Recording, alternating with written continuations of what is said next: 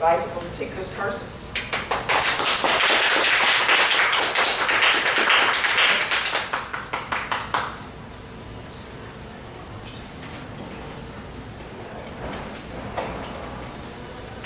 Good evening, fellow Toastmasters, and Carlos. First time to meet you. Glad you're here tonight. So today, I'm driving home after dropping my daughter off from school. I'm driving down the road, and I notice far, far down the road, a squirrel. And I thought it was a good time that, beginning of the new year, to bring up squirrels, because they're cute and fuzzy. So there we go. We got this squirrel. Like I said, the squirrel's far out there, and I see him.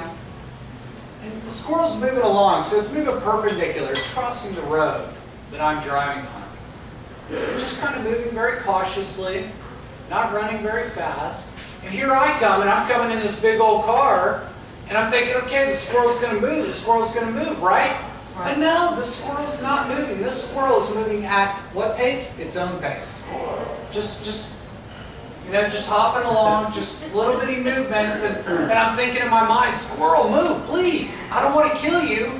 You're so cute and fuzzy. I don't want to do that to a squirrel. It's a new year.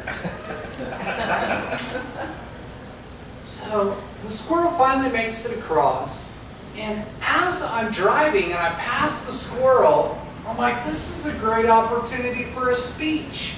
And I kid you not, that's exactly what I said. And I think I said it out loud. So there was nobody sitting in there, and I might be a little crazy. So as I'm watching this cautious squirrel, I notice that there's cautious people in our lives. So that sets the stage for one type of style or lifestyle or personality, if you will. Now, let's go to the other side of the more risky, super crazy squirrel. The squirrel, right? When you're driving down the road, as soon as that squirrel hears, it's like, boom, and it bolts, it goes, it jumps, it runs. If it sees a dog, a cat, a person, a car, whatever the case may be, it is out of there. And this particular type of squirrel lives by the seat of his pants, if they even have pants. They're out of there. Two different lifestyles. We have a cautious, very meticulous type squirrel, and then we have a risky squirrel who just kind of throws caution to the wind and just goes after it. They just go after it, no matter what the case may be. So as I'm looking at the cautious squirrel, I'm thinking, great opportunity for a speech, I'm that cautious squirrel. So that's me. I'm the meticulous person in life. I'm not the risk taker. I'm not the person that jumps and flies out by the seat of my pants. I take the little hops along the road, and if you run me over, well, you run me over because I'm going to go at my own pace. Now, on the other side of that, if an opportunity is coming in front of me, and I'm going too slow, like let's say it's an acorn, right? The golden fruit of the squirrel, right? So I'm going toward the acorn, and here comes risky, super crazy squirrel, boom! And he gets there first, well, he gets the fruit. Now I've missed out on that opportunity because I'm so meticulous, and I'm so slow, and I plan so much, but there goes the opportunity. And opportunities just tend to go by. Now I've kind of crested the age of 40, which I might have talked about in this club or another. I can't remember. It's starting to kind of go together. So I understand, Linda, when you talk about 6 different clubs. Now life for me at 40, I'm starting to think about how I've lived maybe the last decade or so of my life. And I've noticed a particular pattern is that I have been so meticulous that I have missed opportunities in my life.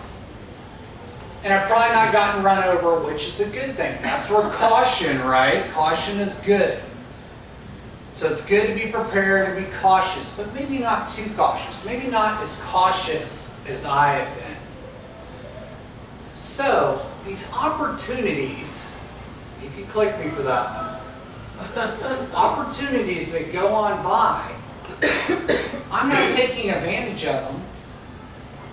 And for that, it's making me reflect probably the last, I would say 10 years or so, but the last 6 months I've been having lots of revelations since I've turned 40, about 6 months ago.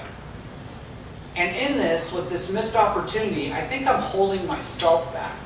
So what I've been doing is I've been letting go of some stuff. I've been carrying stuff around with me, bags of stuff and clothes and different knickknacks and things like that for 10, 15 years that I don't even use, and I haven't even used them. When I open it up, I'm like, I didn't even know I had this. And so I've been giving it away.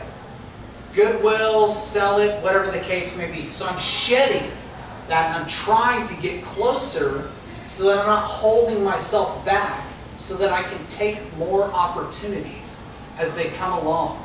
Because I believe that it's my meticulous nature and that's holding me back, and it's kind of like the double standard. So moving forward and letting go is what my path is kind of about at this point. I feel like it's a positive thing, even though it seems risky to me. But life has gotten a little bit boring. I hate to say it, but it has. After a long time of doing the same thing and the same routines, it's lacked excitement. Now this is exciting. Getting up here and talking in front of y'all, doing something, sweating a little bit, getting a little scared and nervous.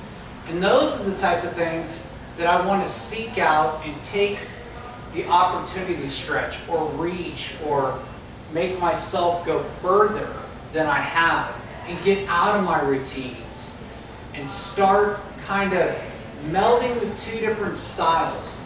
Taking the cautious side, which is okay to plan and be proper, our proper planning, and then apply a little bit of that risk and have the overlap so that the excitement comes back into my life.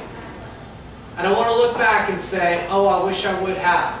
So I would say to myself, maybe all of you, but more to myself, move forward and go for the fruit, which would be the acorn in this case.